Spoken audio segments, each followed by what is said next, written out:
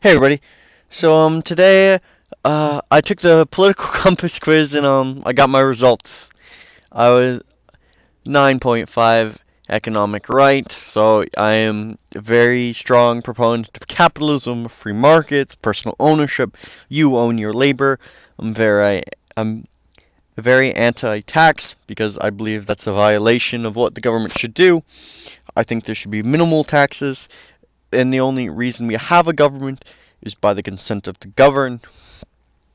I believe that you own yourself as private property, so therefore you should own the byproducts of yourself, which is your labor, and we value labor using currency, in which we trade for commodities, land, water, supplies, and you don't own someone else's property.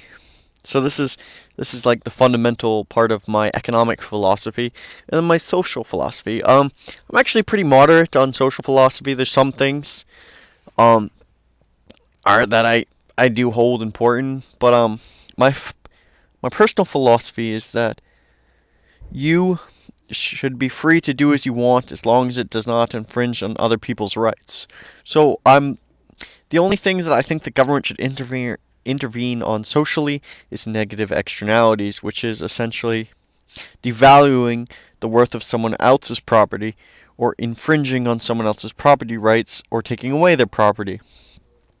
And I think that's and then once you violate, say, this contract you have with society by being a part of it um voluntarily, how would I phrase this? Then the government can then intervene, then put that's how you can justify how I justify how people can be arrested even though that is if they violate someone else's private property rights.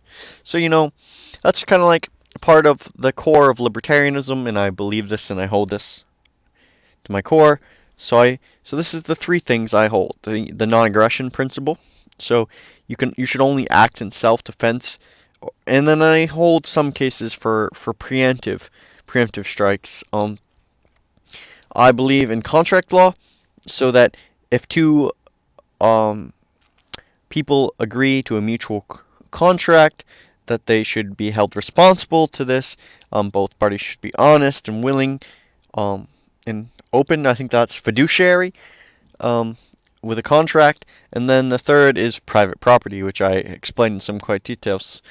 So this was what I expected. I'm extremely far right economically speaking, and then I'm pretty socially liberal in some aspects.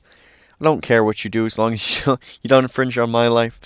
So let's look at the advantages of the political compass quiz. So you have four quadrants. This is social views liberally. This is fisc. This is authoritarian.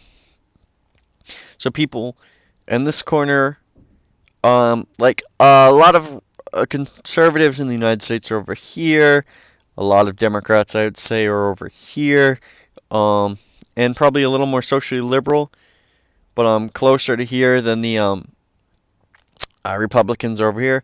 So like this is probably Bernie Sanders is right here. If I had to guess, Donald Trump is somewhere right here. I would say he's closer to the middle economically speaking. Then I would say like Karl Marx is probably right here, and then Stalin and Hitler are probably over here. But there's some issues with this, especially mathematically speaking. Like you can just hold as long as you're consistent and you hold the polar opposite of someone else on half the issues, then you'll be like right in the same place. So say let's just take a random issue. Do you support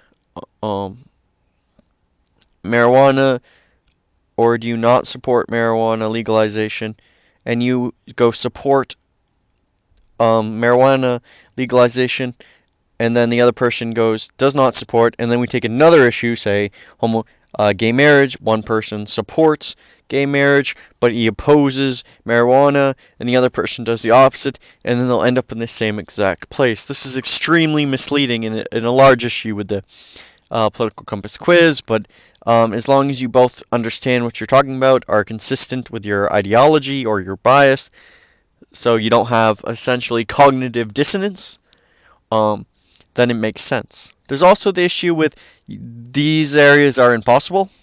In this area in particular being uh, extreme far right economics and extreme authoritarian, because you eventually start contradicting yourself. And the same thing with over here, being extreme left wing and libertarian, also not exactly possible. This is supposedly the anarcho-communists, but I really feel like they're up here. So here's the issue.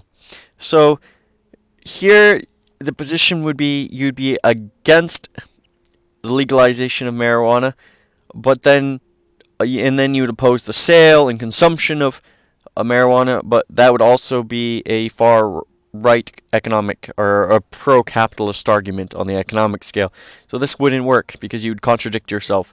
You cannot be pro-free market and authoritarian, pro-abolition of the sale of marijuana at the same time. That just doesn't work.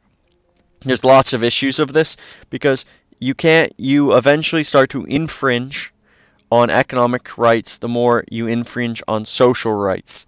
This is a huge issue with right-wing authoritarianism. So that's why, so people think like Hitler would be on the right, but if you actually look at his economic policies, he would be more over here, and then you look at, he would be a left-wing authoritarian in every sense of the word. I don't understand why people classify him on as the right. He wasn't exactly pro-capitalism any sec. But this is a few of the issues. These left and right, that's pretty meaningless. We should really have so collectivization of the markets and liberalization of the markets. So laissez-faire versus socialism. Those are like the two dichotomies here. The left and right's just a hangover, and I mean it's useful to a certain extent, but not really full of meaning. That's like the whole issue with using labels. So this is a really good test if you're new to this, but then there's more advanced ones out there. I like this one a lot. I would recommend it. There's still some issues with this. And I would say this is pretty accurate for who I identify as. There's another like chart, what's it called? Political ideology spectrum.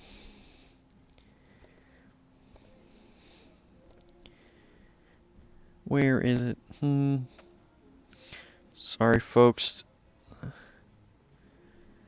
Oh, I'll find it and put in another video. But essentially a chart of where all the ideologies are. Okay, here it is. Yes, it also has the same issues, but it has a what's it called? This fascism shouldn't be here, and social nationalism. Oh, and these are pretty neutral. This one's similar, but not the right one. I'll have to find it in a later video. But thank you for listening today. This is what I think about the political compass quiz. Its positive aspects, its negative aspects. So if you guys like this video, please like, comment, and subscribe down below.